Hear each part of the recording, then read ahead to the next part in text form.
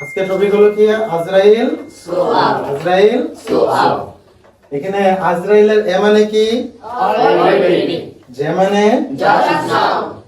আর মানে recently Y মানে ইয়ের ই মানে এভার বা নেভার এল মানে লেটলি এস মানে সো ফার আর আপ মানে কি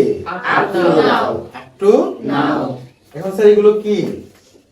যদি কোনো সেন্টেন্সে তুমি বলা আছে যে ওই এভারে দুইটা আছে এভার এবার যদি কোনো সেন্টেন্সে এই ওয়ার্ডগুলো থাকে যদি কোনো সেন্টেন্সে ওয়ার্ড তাহলে সেই সেন্টেন্সে ভার্ব হবে কি have has plus verb three have has plus verb three এখানে ভার্ব থ্রি মানে কি ভার্বের পাস্ট পার্টিসিপল ফর্ম ভার্বের পাস্ট পার্টিসিপল কথা বুঝছো কোন সেন্টেন্সে যদি এই ওয়ার্ডগুলো যেমন already just now recently yet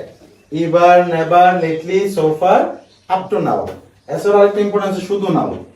শুধু এইগুলো যদি কোন সেন্টেন্সে থাকে তাহলে সেই সেন্টেন্সে ভার্ব কি হবে have S plus verb three have S plus verb three বুঝছো